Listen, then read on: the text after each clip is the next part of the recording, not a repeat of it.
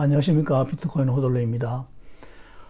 이번 추석 정말 더웠습니다. 추석 다음 날은 더 더웠는데, 제 기억으로 이렇게 더웠던 추석은 없었던 것 같기도 하고요. 더운데 우리 호돌러님들 그리고 구독자님들 잘 지내셨습니까? 추석에 돈 쓸 일도 많으셨을 텐데 혹시 비트코인 파신 건 아닌지 모르겠습니다. 비트코인 가격이 추석을 지나면 왠지 좀 상승 모드로 돌아설 것 같지 않으신가요? 작년 비트코인 가격이 추석을 지나면서 분위기가 좋아졌던 것 같은데 그 후로 6개월 정도 계속 상승하면서 역사적 신고가를 기록했습니다.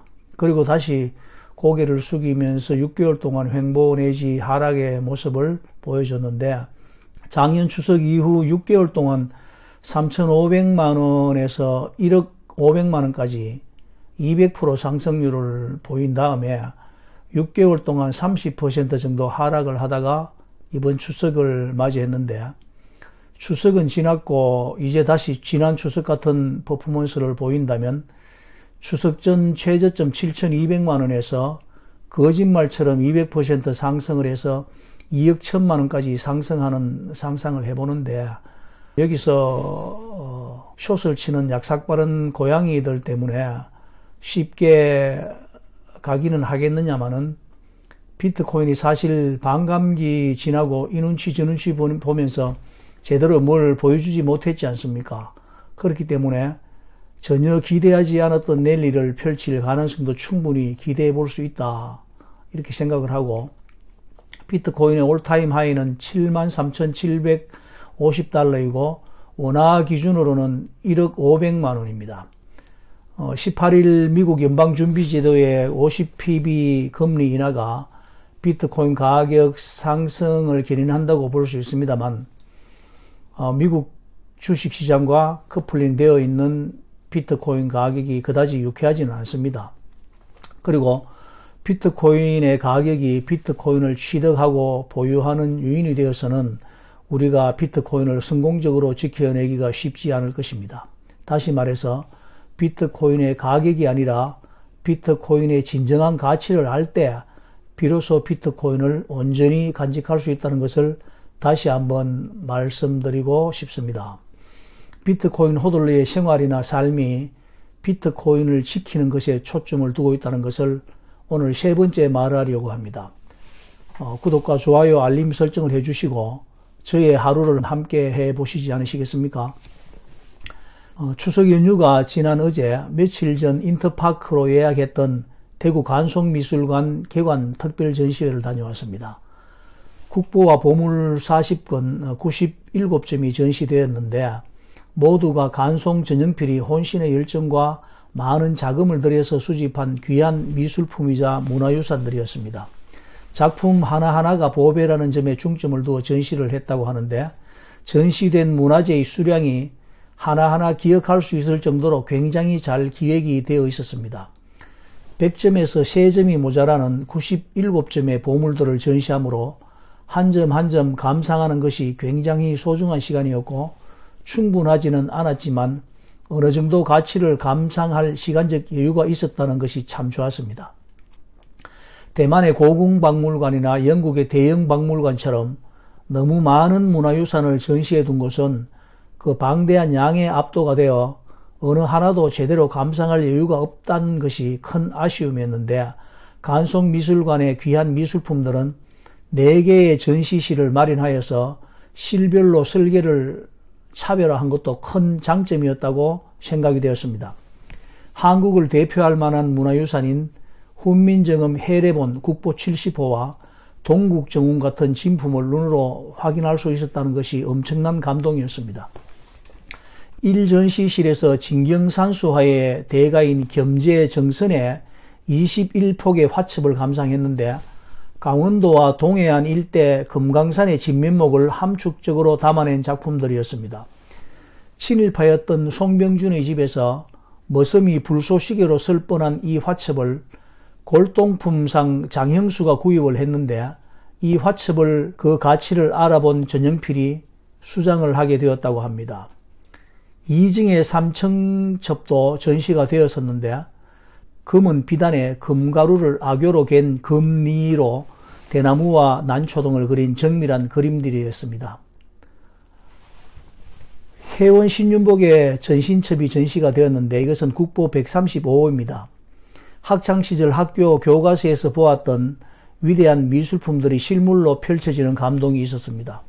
8점이 전시되었고 단호 풍경으로 널리 알려진 작품 속 그네 타는 여인의 붉은 치마와 머리에 보따리를 이고 가는 여인의 저고리 밑으로 드러난 풍만한 가슴과 목욕하는 여인들을 바위 틈에서 지켜보는 동자성들의 표정이 살아있는 듯 했습니다. 이 전시실은 잊지 못할 기억으로 남을 것 같습니다. 이 전시실을 들어가기 전 고개를 오른쪽으로 돌리면 간송미술관 동쪽 벽에 큰 유리창이 동양화의 화폭처럼 펼쳐지고 그 창문에 걸려있는 소나무 두 그루는 아마도 황용사 벽에 그려섬직한 솔거의 작품이라 해도 그대로 믿을 것 같은 굉장한 광경이었습니다. 복도를 지나서 이 전시실에 들어가면 신윤복의 미인도 보물 1973호인데 이 미인도를 독대하게 됩니다. 미인도에 날인된 신윤복의 인장과 재화시가 큰 디지털 화면으로 벽면에 나타나 있기도 합니다. 캄캄한 전시실에 보름달처럼 나타나는 미인도를 마주하게 되면 누구든지 레오나르도 다빈치의 모나리자보다 더 아름다운 여인이 이곳에 있었다는 사실을 깨닫게 됩니다. 3전시실에 들어가면 훈민정음 해례본이 우리를 맞아주는데 간송이 1940년 안동에서 훈민정음 원본이 발견되었다는 소식을 듣고 우리말이 말살되고 한글 학자들이 탄압을 받던 상황에서 훈민정음은 꼭 지켜야 할 문화유산이라 여기고 간송은 당시 서울 기와집 한 채 값인 1,000원에 나온 훈민정음을 11,000원에 인수했다고 합니다. 이후에도 당시 유일본이었던 동국정운과 현재까지 유일본인 금보 등을 계속 수집했다고 합니다. 사전시실에 들어서면 추사 김정희의 기계가 넘치는 글씨부터 도자 작품들이 전시가 되어 있었습니다. 우리 국민이라면 모두가 알고 있을 국보 63호 청자상감 운학 문매병이 낚싯줄로 고정되어 실물이 전시되어 있었는데 1935년 일본 상인 마에다 사이이치로가 소장하던 도자기를 당시 서울 기와집 20채 값인 2만원의 거금을 들여서 간송이 구매를 한 것입니다. 이후에 무라카미가 상값의 2배를 줄 테니 되팔기를 원했지만 이보다 더 좋은 물건을 가져오면 매병을 팔겠다는 말로 정중히 거절을 했다고 합니다. 이외에도 당당하고 세련된 기형에 국화와 난초, 나비들이 장식된 백자, 청화, 철채, 동채, 초충, 난국, 문병 같은 양각으로 입체감을 살리고 다채로운 채색으로 장식성을 높인 조선 후기 문화절정기에 절제된 화량을 보여주는 글작품들이 전시되어 있었습니다.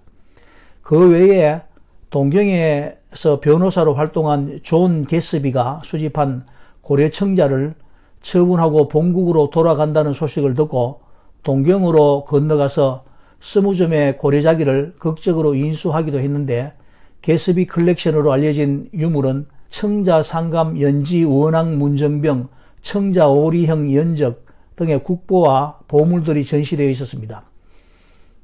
특히 이번 전시회를 보면서 간송 전영필이 문화재인 미술품을 수집하는 일화나 구입 금액을 적은 장부와 문화재로 지정하기 위해 정부 기관에서 보낸 공문서 등을 같이 전시하고 있었는데 비트코인을 지키기 위한 삶을 소개하려는 호들러에게 많은 용기와 격려가 되는 내용들이 많았습니다. 암울했던 일제 식민지 치하에서 우리나라의 운명이 어떻게 될지 누구도 장담할 수 없는 상황에서 어떤 확신이 있었길래 우리나라의 문화재를 지키려는 의지를 굽히지 않을 수 있었는지 그 탁월한 결정에 감동할 수밖에 없었습니다. 1935년 수집활동을 하던 간송은 10년 뒤에 우리나라가 해방되고 나라를 다시 찾을 것을 알고 있었을까요?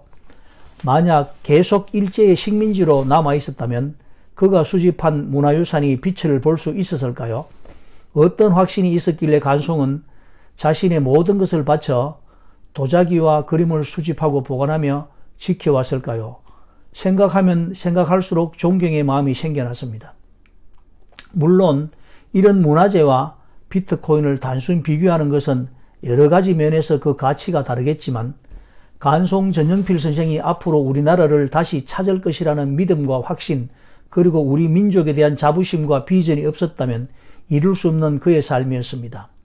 남들이 보지 못한 가치를 알았고 남들이 관심하지 않는 것에 대한 가치를 볼 줄 아는 그의 해안에 대해서 깊은 감동을 받았던 시간이었습니다. 아무도 관심 가질 여유와 형편이 없었을 때 간송은 미래에 대한 희망을 잃지 않았을 것이라고 생각을 합니다. 어쩌면 무모하고 힘든 시간이었을지도 모릅니다. 그러나 전영필은 국가도 하지 못한 일을 개인이 이루어냈습니다. 전영필 선생이 우리 민족의 귀한 자산의 가치를 알아보고 자신의 시간과 재산을 투자하여 그것을 지키려 했던 것처럼 우리가 발견한 비트코인의 가능성을 보고 우리의 자산과 시간을 투자하여 그것을 지키려는 사람들이 있다는 것입니다. 분명한 것은 돈을 벌려는 마음만 가지고는 절대 비트코인을 간직할 수 없다는 것입니다. 비트코인보다 더 좋은 자산을 보여달라. 내가 비트코인을 팔아서 그것을 사겠습니다. 영상이 마음에 드셨다면 구독과 좋아요, 알림 설정 정중히 부탁드립니다. 비트코인 호돌레였습니다. 빰.